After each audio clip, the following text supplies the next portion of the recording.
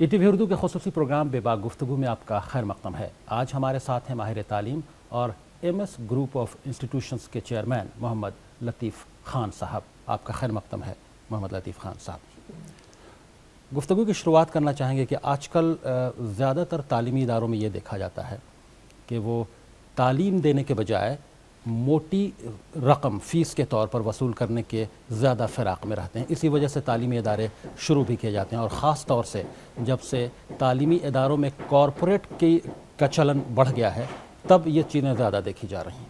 دیکھیے، جہاں تک تعلیمی اداروں کے کمرشلائزیشن کی آپ بات کرتے ہیں، یہ ختم ہونے والا نہیں ہے، یہ رکنے والا نہیں ہے۔ جیسے جیسے پیرنٹس کے ایکسپیکٹیشنز بڑھ رہے ہیں ویسے ویسے مارکیٹ کی ڈیمانڈز بھی بڑھ رہے ہیں۔ اور پہلے ایسا ہوا کرتا تھا، جب ہم پڑھا کرتے تھے تو اس وقت لوگ ایک جذبے کے تحت ادارے چلاتے تھے۔ آج ایک عمومی ماحول اس طریقے کا بن گیا ہے کہ لوگ پیسے کمانے کو سب سے پہلی ترجیح رکھتے ہیں، اس کے اندر ساتھ ہی ساتھ سروس دینا چاہتے ہیں۔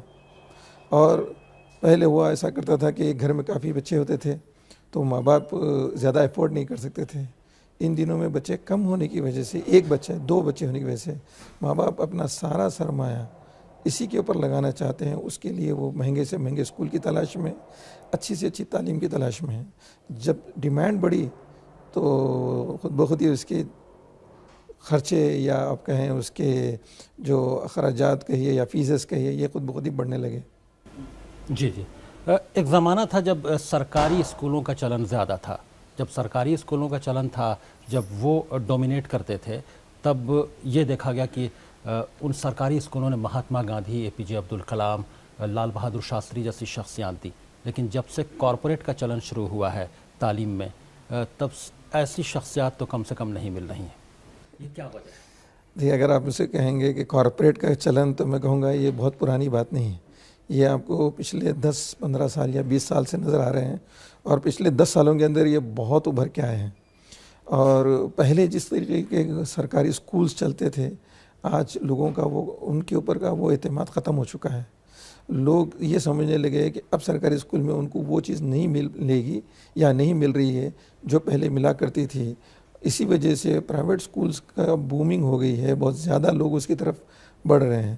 اور پرائیویٹ اسکولز میں چونکہ ان کو بھی سروائیول کے لیے فٹ ہونا ضروری ہے، تو وہ لوگ اپنی طرف سے اپنا جو بیسٹ ہو سکتا ہے وہ دے رہے ہیں۔ یہی وجہ ہے کہ گورنمنٹ اسکولز کی تعداد گھٹتی جا رہی ہے اور پرائیویٹ اسکولز کی تعداد بڑھ رہی ہے۔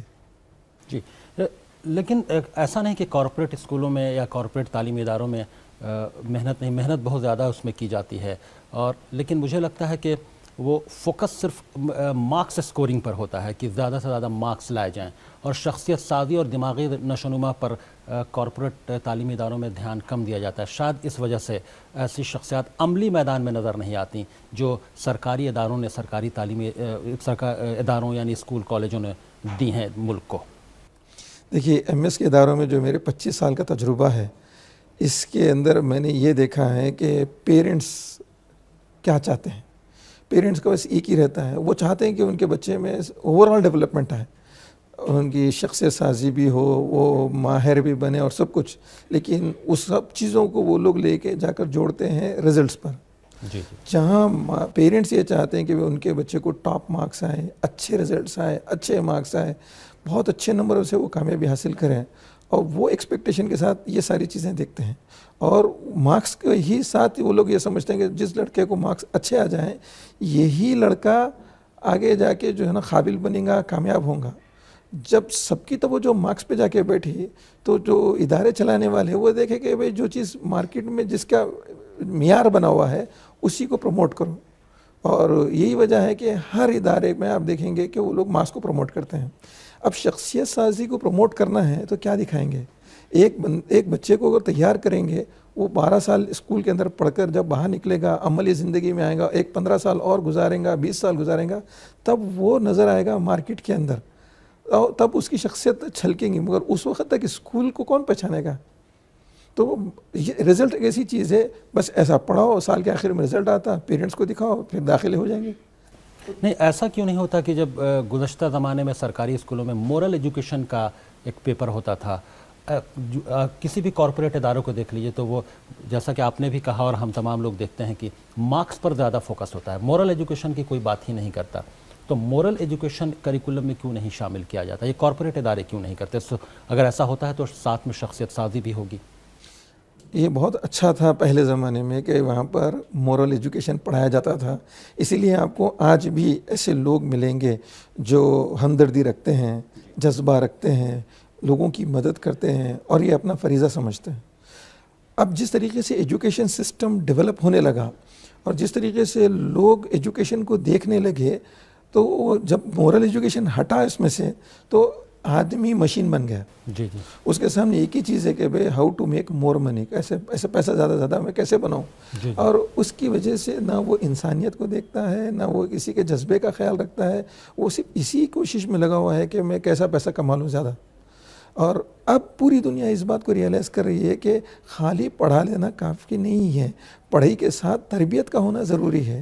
ویلیو ایجوکیشن کی بات آج پوری دنیا کر رہی ہے اور ابھی بھی ہندوستان میں انفیکٹ گورنمنٹ کی طرف سے ویلیو ایجوکیشن کے اوپر ایمفسائز کیا جا رہا ہے. یہ بہت اچھی نشانی ہے تاکہ ہم کو آنے والے زمانے میں انسان ملنے لگیں گے، ورنہ ہم لوگ مشینوں کی زندگی دیکھ رہے ہیں فی الوقت جو نئی نسل اوپر آ رہی ہے ان کو. جی جی. حالیہ دنوں میں تلنگانہ حکومت کے ویجیلنس اور پولیس ڈپارٹمنٹ نے کچھ کارپوریٹ تعلیمی اداروں پر دھاوے بولے تھے اور جس کی پرائیویٹ یا کارپوریٹ تعلیمی اداروں نے کافی مخالفت بھی کی تھی. اگر حق پر ہیں یہ تعلیمی ادارے تو ڈر کس بات کا؟ اگر آپ ہمارے اداروں کی بات کریں گے تو ہم نے مخالفت نہیں کی. اس کا ایک ریزن یہ ہے کہ وہی آدمی مخالفت کرے گا جس کے اندر کوئی کمزوری ہو. اگر جس کے پاس سب کچھ ہے وہ کیوں کرے گا مخالفت؟ اور گورنمنٹ کا اپنا کیا ذاتی اس کے اندر مفاد ہے؟ ہم تو یہ سمجھتے ہیں کہ ایسا کرنا بہت اچھا ہو رہا ہے تاکہ کم سے کم اس کے بہانے ہمارے آنے والی نسلیں جو ہے وہ اچھی تعلیمی یافتہ اور قابل بن کے نکلیں گی. بہت سارے لوگ اس وقت اداروں سے پڑھ کے باہر نکل رہے ہیں، لیکن اگر آپ ان کو کا جائزہ لے کے دیکھیں گے تو وہ کوئی عملی زندگی میں جا کر کوئی پریکٹیکلی کوئی اچھا جاب سیکھ نہیں کر سک رہے، انٹرویوز میں فیل ہو جا رہے اور ان سے پریکٹیکل کوئی چیز پوچھی جا رہی ہے تو اس کے اندر کمزور پڑ جا رہے.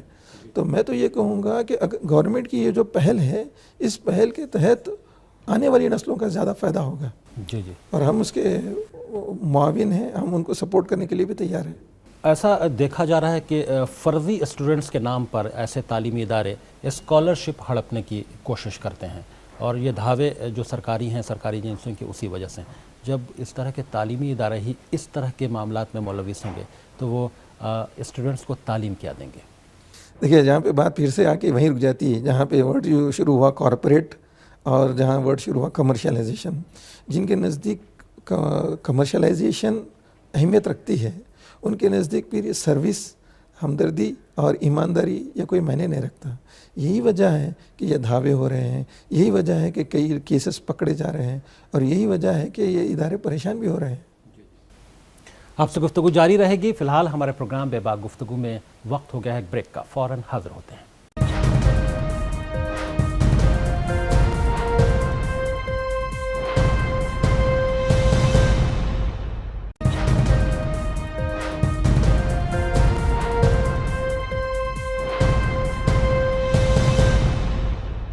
ای ٹی وی اردو کے خصوصی پروگرام بے باک گفتگو میں آپ کا پھر خیر مقدم ہے. ہمارے ساتھ آج ہیں M S group of institutions کے چیئرمین محمد لطیف خان صاحب. محمد لطیف خان صاحب، آج کل اکثر مسلم مینجمنٹ والے تعلیمی ادارے جو ہیں اس میں عصری تعلیم کے ساتھ ساتھ دینی تعلیم کا بھی نظام کیا جا رہا ہے. آپ کو کیا لگتا ہے کہ عصری تعلیم کے ساتھ دینی تعلیم کا جو نظام قائم کیا جا رہا ہے اس سے عملی میدان میں یہ مسلم نوجوان کتنے کامیاب ہو رہے ہیں؟ آپ اگر غور کر کے دیکھیں گے تو جتنے ادارے مسلم مینجمنٹس دینی رجحان کے ساتھ یا دینی تعلیم کے ساتھ پڑھا رہے ہیں وہ تمام کے تمام اسکولز کے اندر اسٹرینتھ ان کو مل رہی ہے. اس کی اصل وجہ یہی ہے کہ آج ماں باپ اتنی ساری محنت کرنے کے بعد میں یہ ایکسپیکٹیشن ساتھ بچوں کے رکھتے ہیں کہ یہ بچے بڑے ہو کر ان کے اپنے بنیں، ان کو پوچھنے والے بنیں. اور یہ چیز صرف اسی وقت ممکن ہے کہ جب انسان اپنے مذہبی اقدار کے ساتھ جڑا ہوا ہوگا، جب اسے اچھے اور برے کی تمیز ہوگی. جو اس وقت ینگ جنریشن جو 30s میں ہیں اپنی ایج کے یا 40s میں ہیں، آپ اگر ان کا جائزہ لے کے دیکھیں گے تو وہ اپنے والدین کی طرف زیادہ توجہ نہیں دے رہے اور اسی وجہ سے اولڈ ایج ہومس بڑھتے چلے جا رہے ہیں. تو یہ جب بچے جو دینی تعلیم کے ساتھ مذہب سیکھیں گے، ماں باپ کی ویلیو سیکھیں گے، ماں باپ کی قربانیوں کو سمجھیں گے، اپنے مذہب کو سمجھیں گے اور اچھے برے کی تمیز ان کو آئے گی، تو یہ بچے آگے جا کر اپنے مذہب کی بھی کام کریں گے یا عبادتوں میں لگیں گے، اللہ کا خوف رکھیں گے، برائیوں سے بچیں گے، اچھائیوں کی طرف چلیں گے، ماں باپ کو بھی پوچھ کے دیکھیں گے، سوسائٹی کے جو ضرورتیں ہیں، جو ان کے سوسائٹی کے حقوق ہیں وہ ادا کریں گے، اپنے ملک کے جو حقوق ہیں وہ ادا کریں گے. ہمارے یہاں دیکھنے میں تو یہ آتا ہے کہ اکثر بچے وہ اپنے مستقبل بنانے کے اس کوششوں میں اور محنتوں میں اپنے ملک کو چھوڑ رہے ہیں. یہی وجہ ہے کہ آج ہمارا جو بڑا جو طبقہ ہے یوتھ کا، وہ جو قابل ہے وہ اس وقت ہندوستان میں موجود نہیں ہے. اور ہماری اپنی فکریں اور کوششیں یہ ہے، جیسے ہمارا اپنا خود کا ادارہ بھی دین اور دنیا کی بات کرتا ہے، اس کے اندر ہم بچوں کو یہی چیز کی ترغیب دے رہے ہیں کہ بیٹا تم کو آگے جا کے اپنے ملک کا حق ادا کرنا ہے. اور وہ کیسے؟ وہ خود موجود رہ کر ملک کے اندر اپنی محنت کریں گے، فکریں کریں گے، اپنی صلاحیتوں کو اس ملک کو دیں گے، تب جا کے ملک ترقی کرے گا. لیکن ایک سوال یہاں ضرور پیدا ہوتا ہے کہ ہندوستان جیسے سیکولر ملک میں عصری تعلیم کے ساتھ دینی تعلیم کو شامل کرنا کتنا درست لگتا ہے آپ کو؟ جہاں آپ بات کرتے ہیں کہ دینی تعلیم، پہلی بات تو میں یہ کہوں گا کہ دینی تعلیم اور دنیاوی تعلیم الگ نہیں ہے. جیسے آپ گفتگو کی ابتدا میں آپ نے مجھ سے کہا تھا کہ پہلے مورل ایجوکیشن ہوا کرتا تھا. یہ دینی تعلیم ایکچولی مورل ایجوکیشن ہی ہے. اور جو پہلے ہم کو ریزلٹس ملتے تھے، جیسے آپ کہتے ہیں کہ اے پی جے عبدالکلام صاحب چاہیے یا گاندھی جی چاہیے یا ہمارے جیسے جو فریڈم فائٹرز تھے یا ہمارے جو بزرگ جو کنٹریبیوشنز دیے دنیا ہندوستان کو خاص طور پر، ایسے لوگ اگر آپ کو چاہیے تو وہ صرف دنیاوی تعلیم کے ساتھ نہیں ملیں گے. ماڈرن ایجوکیشن میں یہ ساری چیزوں کے کہیں بھی نہیں ہے. ہم تو یہ کہیں گے کہ دینی تعلیم یا آپ کہیے ویلیو ایجوکیشن یا اینی ریلیجیس ایجوکیشن، وہ کھانے میں نمک کے برابر ہے. جہاں اگر کھانا سب کچھ اچھا بنائے آپ نمک نہ ڈالیں تو پھر وہ کھانے میں مزہ نہیں ہے. اسی طریقے سے دینی تعلیم عصری تعلیم کے ساتھ جب تک نہیں ملیں گی تو وہ آؤٹ کم ہم کو نہیں ملیں گے جو ہم ایکسپیکٹ کر رہے ہیں. جی، لیکن حالیہ دنوں میں اس پر تشویش ظاہر کی گئی ہے، وہ یہ کہ سوشل میڈیا کے ذریعے بہت سارے مسلم نوجوانوں نے IS یا داعش جیسی تنظیموں سے رابطہ کرنے کی کوشش کی اور ان کو گرفتار بھی کیا گیا. تو اب سوال یہ بھی اٹھ رہے ہیں کہ کیا عصری تعلیم کے ساتھ ساتھ دینی تعلیم دینے کی وجہ سے، اور جو بھی نوجوان گرفتار کیے گئے ہیں وہ انجینئر ہیں یا اعلیٰ تعلیم یافتہ ہیں، تو کیا دینی تعلیم کی وجہ سے جو عصری تعلیم کے ساتھ دی جا رہی ہیں اس وجہ سے ان کا رجحان بنیاد پرست؟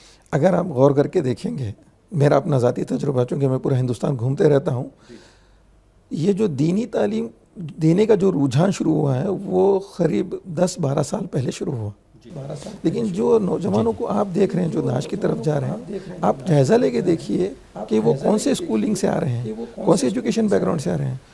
میں نہیں سمجھتا کہ وہ کسی مسلم مینیج انسٹیٹیوشن سے نکل کر باہر آئے ہیں. اور مسلم مینیج انسٹیٹیوشن وہ بھی خاص طور پہ جو دینی تعلیم پڑھا رہے ہیں، وہ تو دینی تعلیم جن بچوں کو پڑھایا جا رہا ہے وہ بچے تو اب اسکولس کے باہر آ رہے ہیں، اب کالجز کے باہر آ رہے ہیں. تو میرا اپنا یہ اندازہ ہے کہ ایسا نہیں ہو سکتا کہ ان اسکول کے پروڈکٹ سے یہ جو باہر آ کے یہ کام کر رہے ہیں.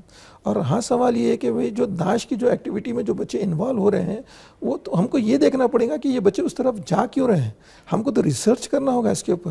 اور یہ بھی نہیں کہہ سکتے ہم کہ وہ صرف پڑھے لکھے لوگ ہی اس کی طرف جا رہے ہیں، جو پڑھے لکھے نہیں ہیں وہ بھی اس طرف جا رہے ہیں. اچھا، جہاں آپ کہیں گے کہ پڑھے لکھے لوگ اگر داعش کی طرف جاتے ہیں تو میرا سوال آپ سے یہ ہے کہ یہ جو بچے یا جو نوجوان نیکسلائٹس بن رہے ہیں یہ بھی تو پڑھے لکھے ہیں. یہ کون سے دینی مدرسے سے باہر آئے ہیں پڑھ کے؟ ایسا نہیں ہے. یہ تو بہت بڑا سوشل پرابلم ہے. ہم کو یہ دیکھنا ہوگا کہ یہ نوجوان جو اس قسم کی ایکٹیویٹیز میں انوالو ہو رہے ہیں، اس کا بیک گراؤنڈ کیا ہوا تھا، اس کی ذمہ داری کس کے اوپر ہے؟ کیا صرف تعلیمی ادارہ، کیا صرف والدین، کیا وہ ماحول جہاں وہ رہتے ہیں، یا گورنمنٹ کی بھی؟ میں کہوں گا کہ یہ ایک سوشل پرابلم ہے. اس کے اندر سارے لوگ جو جڑے ہوئے ہیں ہم سے، وہ سب لوگوں کا انوالومنٹ ہے اور سب لوگوں کو اپنے اپنے لیول پہ اس چیز کو ختم کرنے کے لیے محنت اور توجہ، اور میں تو کہوں گا بیسیکلی ریسرچ کرنا ہوگا.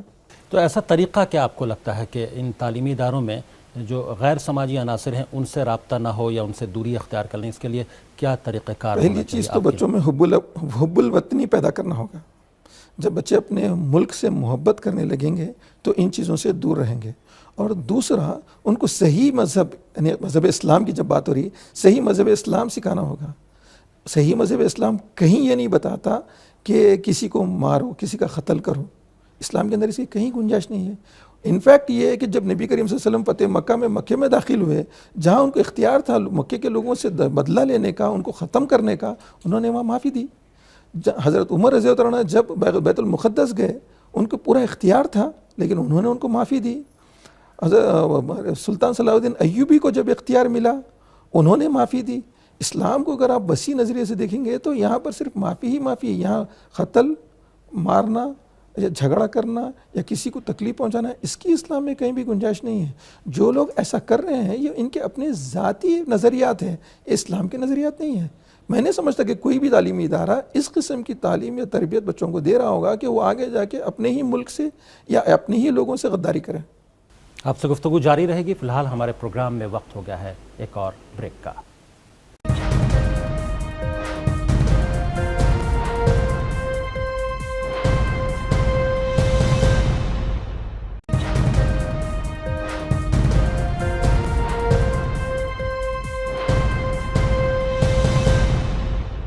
ٹی وی اردو کے خصوصی پروگرام بے باک گفتگو میں آپ کا پھر خیر مقدم ہے. آج ہمارے ساتھ ہیں بے باک گفتگو میں MS گروپ آف انسٹیٹیوشنز کے چیئرمین محمد لطیف خان صاحب. حکومت کی مرکزی حکومت نئی ایجوکیشن پالیسی بنا رہی ہے. ایک ماہر تعلیم کے طور پر آپ کا 25 سال کا تجربہ بھی ہے. کیا سوچتے ہیں آپ نیو ایجوکیشن پالیسی؟ میں تو یہ کہوں گا کہ نیو ایجوکیشن پالیسی میں ویلیو ایجوکیشن کو جوڑا جائے اور مضبوطی کے ساتھ اس کے اوپر ایمفسائز کیا جائے اور بچوں کی اندر کی جو صلاحیت ہے اس کو کیسے باہر لایا جائے اس کے اوپر محنت ہونی چاہیے. وہ جو پرانا سسٹم رہا ہے بچوں کو بس بٹھائے پڑھائے اور یہ پڑھنے کو سب کچھ نہ سمجھا جائے بلکہ ان کی جو اندر کی صلاحیتیں ہیں اس کو کیسے باہر لایا جائے اور ان صلاحیتوں کو استعمال کرتے ہوئے اس ملک کو کیسے فائدہ پہنچایا جائے اس ڈائریکشن میں پالیسی ہونی چاہیے. اسے بہت کچھ کام ہو رہا ہے. اس وقت پوری دنیا میں ریسرچ چل رہا ہے اور پوری دنیا میں تجربے ہی چل رہے ہیں. کچھ جگہوں پر وہ اپنے تجربے میں کچھ حد تک کامیاب ہوئے ہیں لیکن جب میں ایسے ملک کے لوگوں سے ملا ہوں جن کی تعلیمی معاملات کو پوری دنیا میں سراہا جاتا ہے اور مانا جاتا ہے, جب میری ان سے گفتگو ہوئی, جیسے میں فن لینڈ کی بات کروں, پچھلے سال میری وہاں کے سائیکالوجسٹ اور جو کریکولم پلانرز اور curriculum designers for the country ہے ان سے میری بات ہوئی تو وہ بھی مجھ سے یہ کہہ رہے تھے کہ بھئی ہم لوگ اس کے اوپر تجربہ کر رہے ہیں باوجود اس کے کہ ان کو پوری دنیا کامیاب سمجھتی ہے. لیکن یہ مطلب یہ کہ یہ ریسرچ اینڈ ڈیولپمنٹ والا پروسیس ہے. ہر روز ایک نئی چیز ہمارے سامنے آتی ہے اور اس نئی چیز کو لے کر ہم کو آگے بڑھنا ہے. ابھی اسی چیز کی جو نا جستجو میں ابھی انگلینڈ جا کر آیا ہوں. وہاں میں نے ایک ٹریننگ لی ہے کریٹیویٹی, میموری, ریڈنگ. یہ ایسی چیزیں ہیں جن کا ہمارے یہاں پہ ایجوکیشن سسٹم میں کوئی انوالومنٹ نہیں ہے. اب میری اپنی فکریں کوششیں یہ ہے کہ کسی طریقے سے ان چیزوں کو اسکولز کے سسٹمز کے اندر انکلوڈ کیا جائے جس سے بچوں کو پیدا ہو. ہمارا ایجوکیشن سسٹم پورا یہ بولتا ہے پڑھو پڑھو پڑھو. آپ LKG سے لے کے PG تک دیکھیے, ہر آدمی یہ کہتا ہے, ہر ٹیچر بچے سے کہتا ہے, ہر ماں باپ ان کو یہ کہتے ہیں کہ بھائی پڑھو, لیکن کوئی ایسا نہیں ہے جو بچوں کو یہ بتائے کہ کیسے پڑھیں. بچے پریشان ہیں, بچے اپنی طرف سے کوشش کرتے ہیں. کچھ بچوں کو صحیح طریقہ ملتا وہ آگے نکل جاتے, کچھ بچوں کو صحیح طریقہ نہیں ملتا پڑھنے کا تو وہ پریشان ہوتے. وہ باوجود محنت کرنے کے جب ان کو نتائج نہیں آتے تو وہ مایوسی کا شکار ہوتے, وہی تعلیم کے اندر پیچھے ہو جاتے. یہی بچے آگے جا کے جو ہے سو ڈراپ آؤٹس بنتے ہیں اسکولس کے. تو ان بچوں کی جو پرابلم ہے اس پرابلم کو آئیڈینٹیفائی کرنا اور ان کی مدد کرنا. تو اس کے اندر کریکولم ریفارمز بچوں کی ذہنی صلاحیتوں کے مطابق بنانی ہوں گی تاکہ کوئی بھی بچہ پیچھے نہ رہے. کیونکہ ایک کلاس کے اندر ہم کو 30 سے 40 بچے جہاں بیٹھے ہوئے ہوتے ہیں, ہر بچے کا لیول الگ ہے. میں تو یہ کہتا ہوں کہ بچوں کی میموری میں کوئی فرق نہیں ہے, خالی بچوں کی جو یاد کرنے کی صلاحیت ہے اس میں فرق ہے. تو اسی لیے ہم لوگ جو میموری کی فیلڈ میں یہ کہتے ہیں کہ there is no good memory اور bad memory, the only difference is trained memory and untrained memory. تو یہ جو ٹرینڈ میموری ہے وہ ٹرینڈ میموری والا جو کانسیپٹ ہے اس کو ایجوکیشن میں لانا ہوگا تاکہ بچوں کے لیے سہولت ہو. حالات بدل رہے ہیں اور آنے والے زمانے کے جو چیلنجز ہے وہ تو غیر معمولی چیلنجز ہے. آپ اور میں آج جو چیز تصور نہیں کر رہے وہ چیز ہونے والی ہے. آنے والے 15 سال کے بعد آپ یہ دیکھیں گے کہ جو جابس آج ایگزسٹ ہو رہی ہے دنیا میں وہ جابس اس وقت نہیں رہیں گے، کوئی نئے جابس رہیں گے. اگر یہ جابس رہیں گے تو اس کی شکلیں ایسی نہیں رہیں گی جو آج آپ کو مجھ کو نظر آ رہی ہے. تو اس چیز کو نظر میں رکھ کر دور اندیشی کے ساتھ ایجوکیشن پالیسی اگر بنتی ہے تو میں سمجھتا ہوں کہ ہندوستان کا نوجوان یا ہندوستان کا آج کا بچہ کل جب عملی زندگی میں جائیں گا تو دنیا کے کسی بھی انسان سے پیچھے نہیں رہے گا انشاءاللہ. اب آپ بات کر رہے ہیں بہت آگے کی، لیکن ہم جوجھ رہے ہیں RT جیسے مسئلے سے، رائٹ ٹو ایجوکیشن. اسی کا نفاذ صحیح سے اسکولوں میں نہیں ہو پایا ہے. تمام جو اسکول جو خاص طور سے جو کارپوریٹ تعلیمی ادارے ہیں اس میں غریب بچوں کی حق تلفی ہوتی ہے، تو اس کے لیے کیا سدباب اس کا ہے؟ آپ یہ پہلی بات تو کارپوریٹ اسکولس میں غریب بچے جاتے نہیں ہیں. نہیں، جو ایک گورنمنٹ کی نظر میں گورنمنٹ نے جو پروویژن رکھا ہوا ہے وہ بھی وہاں پورا نہیں ہوتا. ہم جیسے ہم بھی ادارے چلاتے ہیں تو ہم کو نوٹسز بھی ملتے ہیں، ہم کو بتایا جاتا ہے، انسٹرکشنز دی جاتے ہیں کہ بھئی آپ کے اداروں میں 25% جو ہے سو غریب بچوں کو بھی آپ شامل کریں. تو اس کے اوپر اکثر اسکولس کام کرنا شروع کر چکے ہیں. اور چونکہ ایک چینج جب آتا ہے تو ایزی اڈاپٹیبلٹی نہیں رہتی اس کے اندر، آہستہ آہستہ لوگ اس چینج کو ایکسیپٹ کر کے اس کو اڈاپٹ کریں گے. آپ ایک مسلم انسٹیٹیوشنس کے ہیڈ ہیں، چیئرمین ہیں، اس بات کو آپ کس طور پر دیکھتے ہیں کہ کرسچن مینجمنٹ، ہندو مینجمنٹ کے جو ادارے ہیں تعلیمی، ان کے مقابلے جو مسلم مینجمنٹ والے تعلیمی ادارے ہیں وہاں سے بچے کم ٹاپ کرتے ہیں؟ اس کی کیا وجہ ہے؟ حالت بدل گئے ہیں. اگر آپ ہمارے ادارے کی بات کرتے ہیں تو ہم لوگ پچھلے 10-11 سال سے اسٹیٹ ٹاپرز دے رہے ہیں. جہاں پہ دوسرے ادارے اپنی طرف سے بیسٹ رزلٹ دے رہے ہیں وہاں پر MS کا بھی کنٹریبیوشن ایکویولنٹ ہے. سب سے پہلا مسئلہ ہمارا یہ تھا کہ مسلمان قوم کے اندر خود مسلمان اداروں کے پر بھروسہ نہیں تھا. یہ بھروسے کو اب آہستہ آہستہ لایا گیا محنتوں کے ساتھ. اب لوگ اعتماد کرنے لگے مسلم اداروں پر، ورنہ مسلمانوں کے خود کے بچے اچھے قابل یا ذہین جنہیں جو مانے جاتے وہ غیروں کے اسکولوں میں جا کے پڑھ رہے تھے. لیکن اب ان کا رجحان بھی ان اداروں کی طرف ہونے لگا. اور جب اچھے بچے اور پڑھے لکھے ماں باپ کے بچے جب اداروں سے جڑتے ہیں تو 100% اداروں کو فائدہ ہوتا ہے. تعلیم کے ساتھ یعنی انہی ایجوکیشن انسٹیٹیوشن سے، تعلیمی اداروں سے بچے کھیل میں بھی آگے جاتے ہیں. اولمپک کا دور ہے اور سندھو نے سلور میڈل بھی جیت لیا ہے. اسکول میں کس طرح کا کھیل کا نظام ہونا چاہیے تاکہ بچے اچھے پلیئر بھی نکلیں انہی تعلیمی اداروں سے؟ اس کے بارے میں آپ کیا سوچتے ہیں؟ ایجوکیشن کا جو سسٹم ہے اس کے تحت تو بچوں کو انکریج کرنا ہے اور بچوں کو اسپورٹس ایکٹیویٹیز کرانا ہے اور بچوں کو باضابطہ ایک ٹرینڈ فزیکل ڈائریکٹر وہاں پر رکھنا ہوتا ہے یا فزیکل ٹیچر رکھنا پڑتا ہے تاکہ بچوں کی صحیح development who, sports spirit in کے اندر پیدا ہو. لیکن میں شہروں کی حد تک میں یہ کہوں گا کہ جہاں پہ اکیڈمک رجحان انتہا سے زیادہ حاوی ہے وہاں پر بچوں کی کھیل کود کی طرف توجہ کم دی جا رہی ہے اداروں کے اندر. پھر مسئلہ وہیں پہ آ کے رکتا ہے کہ بچے جو ہے نا اگر کھیل کی دنیا میں آگے بڑھ کے کسی اچھے جو ہے نا مقام تک پہنچ جائیں تو اس کو بڑا ٹائم لگتا اور ماں باپ پہلے رزلٹ کی بات کرتے ہیں بعد میں کھیل کی بات کرتے ہیں. یہ پریکٹیکل پرابلم ہے. دیکھیے ماں باپ کے ایکسپیکٹیشنز ایک ہیں اور وہ چاہتے ہیں بہت کچھ ہے. چاہتے ہیں کہ بھئی بچہ ہمارا تعلیم یافتہ بن جائے اور خوب قابل بنے، بڑا ہو کر پیسے زیادہ کمانے والا بنے. اور وہ چاہتے ہیں ساتھ میں کہ بھئی بچہ ہمارا کھیلنے میں بھی اچھا رہے، بچہ دوسرے ایکٹیویٹیز میں اچھا رہے. تو اس طریقے کی چیزوں کی وجہ سے بچے جو ہے نا آج کے زمانے میں اسکولوں سے بڑھتے ہوئے نظر نہیں آ رہے. یہ جو بچے آپ کو اسپورٹس میں آگے بڑھتے ہوئے نظر آ رہے ہیں، خاص طور پہ میں اپنے اسٹیٹ کی بات کر رہا ہوں، تو وہاں پر جو ہے نا والدین کے پرسنل انٹرسٹ یا بچوں کے پرسنل انٹرسٹ کی وجہ سے بچے اس ڈائریکشن کی طرف جا رہے ہیں. یعنی اس میں تعلیمی اداروں کا بہت بڑا رول یہاں تو نہیں ہے. ہمارے پاس تو میری جتنا مطلب آبزرویشن ہے اس کے مطابق تو تعلیمی اداروں کا کوئی بڑا رول نہیں ہے شہر کی حد تک. البتہ ڈسٹرکٹس میں اگر کوئی چیز اسی اگر ملتی ہے تو بات الگ ہے. شہر کے اندر تو اب سب سے بڑی پرابلم ہے کہ اسکولس ہیں تو اس میں اسکول کے گراؤنڈس نہیں ہیں اور گراؤنڈس لائیں گے بھی کہاں سے؟ جگہ نہیں ہے شہر کے اندر، رہنے کے لیے لوگوں کو جگہ نہیں ہے. تو یعنی یہ بات خواہ مخواہ ہوتی ہے کہ حکومت کی سطح پر بھی کہ اسکول میں کھیل کو بھی فروغ دیا جانا چاہیے. اب جیسا کہ آپ بتا رہے ہیں کہ کھیل کے فروغ کے لیے پرائیویٹ جو ادارے ہیں کھیل کے انہی سے رابطہ کرنا ہوگا والدین کو ذاتی طور پر. جن والدین کو یہ لگتا ہے کہ ان کے بچے کچھ کر سکتے ہیں تو وہ ان کو اپنے لیول پہ کرنا پڑے گا. ہاں اسکول میں وہ لوگ ایمفسائز کرنا پڑے گا. بچے اسکول کی طرف سے پارٹیسپیٹ کر سکتے ہیں, بچے اسکول کی طرف سے جا کر جو ہے نا حصہ لے کر میڈلس لاتے ہیں. ہمارے یہاں بھی بچے ایسے کرتے ہیں, لیکن میں واضح طور پہ کہہ سکتا ہوں کہ یہ والدین کا اپنا پرسنل انٹرسٹ ہوتا ہے جو بچوں کو آگے آگے لے کے جاتا ہے. اور پھر گورنمنٹ اور اس سے زیادہ کیا کریں گے کہ گورنمنٹ اسپورٹس کوٹا رکھتی ہے بچوں کو انکریج کرنے کے لیے کہ بھائی آپ تھوڑا بھی اگر کوئی معمولی ایفرٹس لگائیں گے اور ایک سرٹیفکیٹ لے لیں گے جونیئر لیول پہ یا سینئر لیول پہ یا اسٹیٹ لیول پہ, تو اس کے بیسس پہ گورنمنٹ ہائر ایجوکیشن میں بچوں کو سیٹس بھی دیتی ہے. یہ پازیٹیو ہے گورنمنٹ کی طرف سے, تو ایفرٹس ہیں.